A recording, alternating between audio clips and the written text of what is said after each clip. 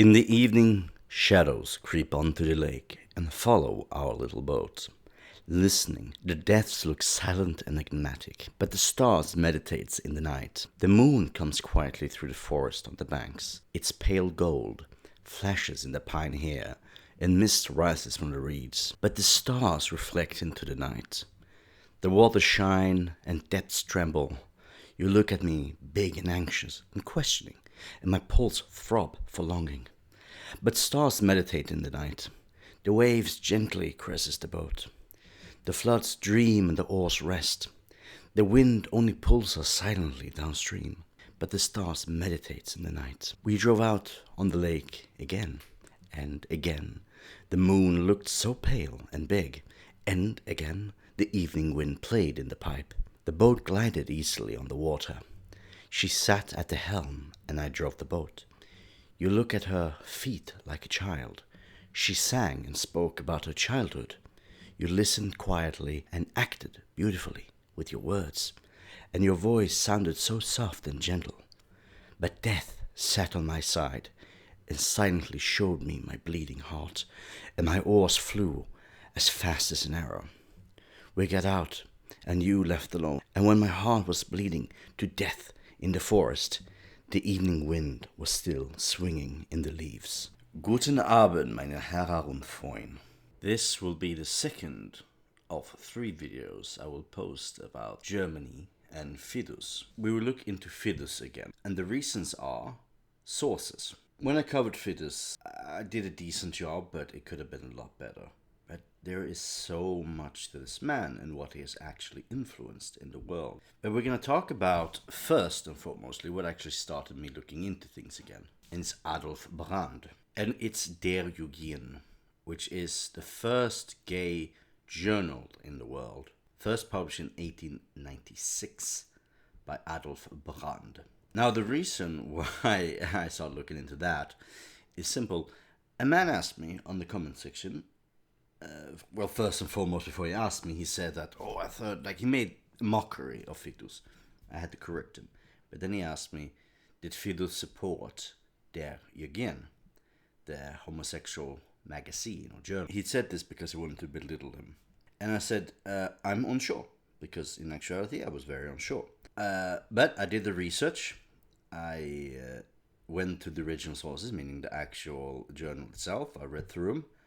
I found every instance of Fidus, put it in the comments, answered him all, and then he removed his channel, making it so it removed my comment where I had all the fucking evidence for it. Pardon my swearing here. It was really annoying because I didn't save it elsewhere. So I had to go back into it again and save it in another file, which was dumb of me. I should have saved it somewhere else, but I didn't think the dude will remove his channel, removing my comment. So if someone's interested on where Fidus's work is, it's in the 1903 cover of it, in page 297. I will have a link to it in the description for Berlin University's copy of it. And what's interesting about this, nothing of this is schmuck. What Fidus did, or what Fidus's work is in, is like the poem in the beginning. That poem in the beginning is connected to his work. And are you telling me that is degenerate schmuck? No, it is not. And just with the first page, we see what this publication was about in the beginning. It is a dedication of our own people who are proud of their individuality and want to maintain it at all cost. To those lonely people who have left the broad herd road and are walking the quiet paths of their longings alone or with friends. Those wise men who look down from their mountains with equanimity on the childish activities of the masses and strive to climb up to the highest rocky heights of thoughts, unconcerned about those who remained behind in the valley and who could not follow their daring. Those intrepid pioneers of the new culture who never got tired and never looked back. These strong individuals who measured the value of life according to their own standards and creating a new world according to their meaning. I offer you here a place of struggle, of shining spring sun, lowering down into our heart's bliss song, a place of peace where they will find like-minded people who know how to interpret the flight of their thoughts and with whom they can continue their journey. You, your own, who overthrew all barriers, breaking all shackles, do not tolerate any violence over themselves, do not submit to any norms, who value their self-importance over all else. The more freely they act, the more fully they can express themselves, and the more value they give themselves. To the nobles, to the born sovereigns, to the artists, to the sky stormers, to those in this beautiful earth, who, even though they are poor, call great treasure to their own than the prince of all peoples in the morning and evening. To you, the sons of the sun, bid you farewell. I say hello. I dedicate this simple sheet to you. Laughing spring sun, you shall bring us wild battles and great success. Shine the power of the youth into our heart. Free us from the winter's contentment, from the hardship and pain. End the tyrants, break the bonds, so that we can walk through the land free from shackles. Adolf Brand. There are many more just like this, but mostly talking about Max Stirner's egoism, going your own way, individualism, doing whatever you can, being unique. Again, nothing really that special. The homosexuality focus was not here.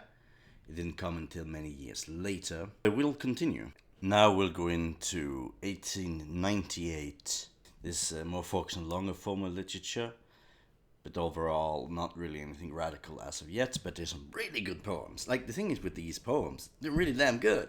It's like, to just throw all of this away and say, but they're queer.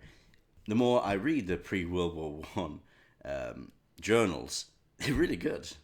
They're really, really good.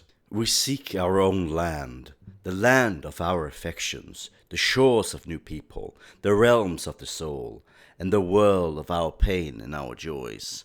We push our ships away from the shore of reality and sail with singing harps into endless blue expanses of secret forebodings, to the quiet islands that bloom in parasitical beauty on the borders of the sexes. Where the shining ferns makes us happier, we are orchestrated, outlawed, shunned on the broad highway of everyday life. Useless, loose people in the eyes of the ever-sated, curse-laden before the holy sacrificial altars of calculating priests of freedom, wicked and outcast from all temples of ordinariness. Eternally inseparable, externally misunderstood, eternally dissatisfied, you only seeing happiness in sinking mists. We seek and wander pirates on the sea of intoxicating beauty, compassion in faith, and a torturing prey of an unlimited, never satisfied desire, for whom death is a silent pilot in a desolate hope for Cyrus. We seek and wander and drifting in sea-green silence on voluptuous waves to the purple night. Unnameable, sweet suffering is our great gain, an all too beautiful dream that continuously flare up in our most precious wealth. We search and wander pointlessly over groundless depths and never reach the destination of our lonely journeys, the quiet islands of our insatiable longing, where no gallows of misery rise and no law of love desecrates the mysteries of our friendship. But they always shine for us, the twilight banks where beneath the blooming rubble the graves of our bodies listen to the flute tones of flattering songs, where drunken looks and swelling lips glow from little lily cups, commemorative faces of glazing youth and fragrant beauty, begotten us to stay in bliss. We see them again, the companions of unforgettable hours with whom we glide, as if in silent wakefulness, through violent, sultry groves of holy peace, roses and ivy in our golden hair, past stark cypresses of lisping longing, over the tumbling waters of time towards a starry peace of fulfillment. We walk quietly, side by side, through silent fields, drinking the cool delight of the past, because the moment is short, but memory flows forever. We cast anchors again, for the restless rest, and put out the boat for rescue and a ride. We wander inactively on the sunny beach of happiness, and look for shipwrecked kindred souls from storm-harpened fights on the quiet waves of proud loneliness. We struggle in despair at the last ruin of their life's desire. Our journey takes us to the source of salvation, to the blessed temples of the unknown God whom we all serve. We must find it, the land of our suffering, and sail with you, you death-longing singers of holy folly and love, you self-tormentors and martyrs of inexhaustible laughter, with dreaming sails in hospitable bays of eternal beauty. Now we'll take a jump to 1903. This is the year that Fidus made his pictures, also part of the publication, but this is also the year where there was a lawsuit against the journal. Why was there a lawsuit? Well, now the homosexuality is starting a little peeking in, and especially one poem that was deemed very homosexual got sued for it. But I'm gonna actually read the motto of 1903, and you will see, again, you're gonna see more and more changes come up. Even if only a few people suspects our greatness of that people for whom you sang, for whom you fought and fought, walking ahead of them on the path of beauty. But already in the shadow of your flags, a small group is gathering, imbued with noble courage, and whether your own battle cry has faded away, will continue to fight the battle for your mania. We are the band that never please with fear, who fight the way for a royal corpse through the midst of our enemy's spear. We have pledged our honor. Let no boy's hand damage that shoulder that wore the purple with a bold stroke. And by the way, if you haven't started to notice the patterns, purple. Now we'll go over to 1906. Things are not the same anymore. Before handing over his copy, each purchaser had to sign a declaration in which he expressly empathizes that he was interested in a work of art and literature, in particular undisguised depiction of the human body, which may be suitable in principle. He did not take offense at hurting the sense of so-called normal people, in which he furthermore expressly committed himself to using the copy he had purchased only for his private use, but not to resell or lend it out. This happened to protect everyone from the danger of offending the sense of shame of those people who are shameless, and not to take offense on the most chaste nudity, and to sully even the most perfect works of our greatest master with the filth of their lewd imagination. In everyone sold in this way, the buyer's name was handwritten on the copy. The shipment was sealed as a package with a strict adherence to those conditions. A system was implied that was the first of all public works of this kind.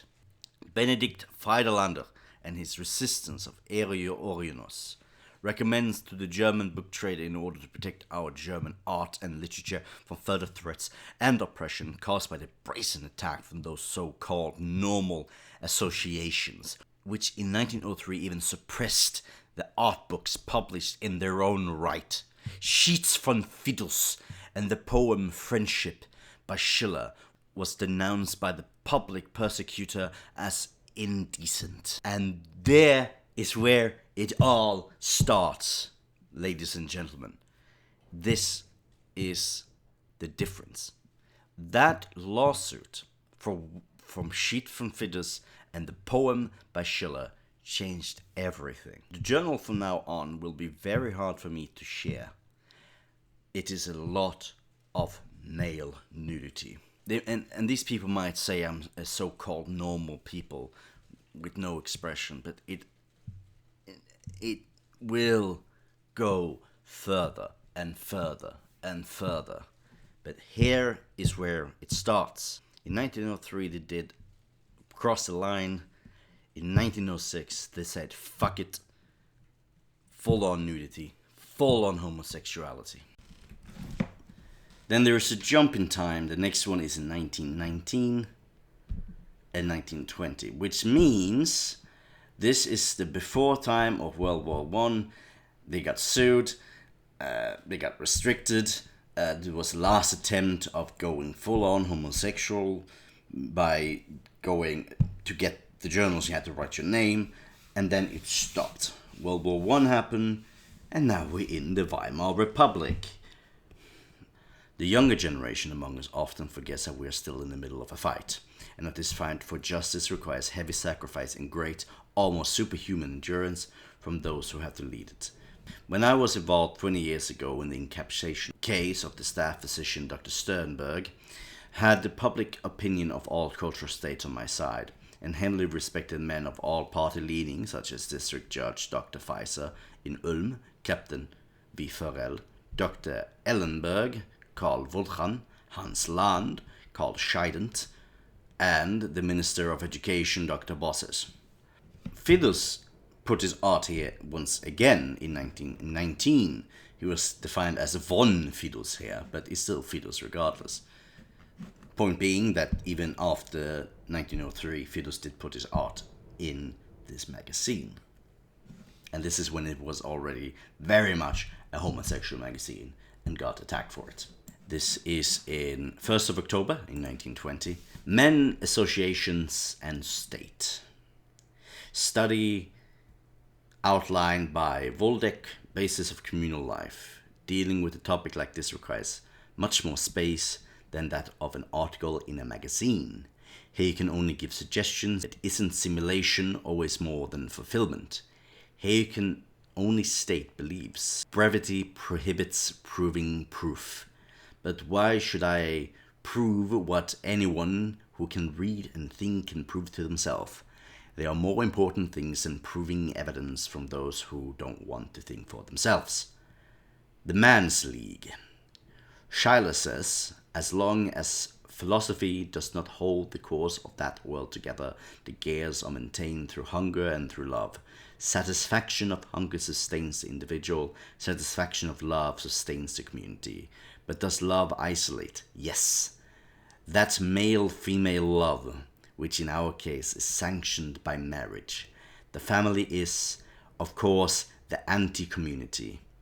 It only maintains the species through reproduction. It therefore plays a more subordinate role than the community, even among still natural people of men, which is the actual bearer of culture. The community of men, the men's league, is the basis of male on male eros. And this is a true bond of any community life, which is not based on coercion as in ours. State is built and so love sustains community. Our knowledge is that only non-metaphysical, non-altruistic foundation of human community is the male on male eros, and that the form in which this eros takes shape assumes the male league is. So for us, it is no longer called men's league and state, but rather men's league or state. Let's consider both before we decide. What's men's leagues? What is state? Men's league, what is man? What is covenant? The question sounds paradoxical, but it's not. What the Oriental civilized people always knew, and what Europeans antiquity knew, and what had been forgotten in Europe. Because known to us with new evidence at the end of the last century and the beginning of this century, namely, that the pure ideal man and pure ideal woman never existed. That the only real person is a mixture of the two. In 1921 and 1922, the idea of eros is also the main focus. Eros being about love or erotic love. 1926. Our political reasons. Our opponents in the homosexual camp trusted empty promises from courtiers and high imperial officials who never had the power to keep their words. They showed 1,000 considerations for the emperor because they had no higher ambition than this: to bask in his favor and grace for just a moment. just to be ordered to give a lecture by the emperor in order to get something from the halo in which all of the courtiers seems half gods. And this is why they do not fail outright in important cases. And this is why they not only fail outright in important cases, but they had the trump cards in their hand, where the truth would have been more powerful than the emperor. But even in the most decisive cases, in the Dachbach case, in the Krupp case, in the case of Bolov, where it was important to confess the truth under all circumstances, they committed a black, vile, and shameful betrayal against us in our cause. Today the whole world is astonished that medical science, which made the cardinal error from the beginning, turned our entire struggle, which would sensibly have been just a matter of personal freedom, from the path of law onto the wrong and dead track, postponing medical treatment, is facing a complete fiasco after almost 30 years of work. That in this terrible long nothing, absolutely nothing, has been achieved by her. That half of the Reichstag still doesn't get it, and have understood the whole matter of male on male love is exclusively about the fundamental rights of all personal and political freedom, namely the simple right to self-determination of a body and soul. Without the fundamental respect and without the unconditional safeguarding of which we actually still find ourselves in the barbaric state of slavery, despite all democracy, despite all Christianity. So the magazine also got accused of racism because it started becoming the norm in Germany. And in 1930s publication, that also becomes a bit of a norm. Racial hygiene, archive, and gender rotation. As a result of the progressive increase in numbers of inhabitants on our Earth and increasingly fierce, although higher types of fighting, new necessities have arisen that could hardly have been imagined 2 or 3 decades ago. At the time, people only spoke of cannons and trade wars and most of culture wars. Today, biological research have established that races, in generally, are biological groups of any kind. Peoples, races, nations, tribe, varieties, countries, states, language, dialects, religions, etc., depending on a number of factors, all of which are worthy of the great attention. They are often prepared developmental surprises, and sometimes it is the most inconspicuous phenomena that plays the most important role. In order to promote this human biological research, in particular research into newly discovered rotations of the sexual and social missions of genders, National Archive for Racial Hygiene and Gender Rotation will be funded, which will collect all previous research. In this field of particular anthropology, and raise the still unresolved question that resources devote themselves dignitily to solve these questions and always can find higher ways of fighting, namely ways of biological compensation. The International Archive for Racial Hygiene and Gender Rotation of Professor Dr. Joseph Ravasini considered the following department: 1. The sexual social rotation of the genders. 2. Dial hyperetic hypermale phenomena. 3. The hypergenetical superfeminine phenomena. 4. The equilibrium phases of transitioning state from polygamy to polyandry and vice versa. 5. The power of polygamy. 6. The power of culture. 7. The dangers of the near future. Every activity of this institution is completely free of charge. Yep. So here you have homo-Nazism. You know, you know those crazy people on the internet, the transsexual Nazis, which there are some. Here it is. Yes, this was a thing, and my God, I could go on for a very long time reading quite a lot. To give some credit to the journal, it very much covers a lot of ground. That is not talked about because the thing with German history is, if you're interested in German history, you could be considered a bad guy, if you get my point. Which sadly we will explore more next year. To give an understanding, Adolf Brand himself was imprisoned many times. To give a bit of an interesting irony to all of this, Adolf Brand didn't die in the hands of the Nazis. He died in an Allied bombing raid of Berlin in the age of 70.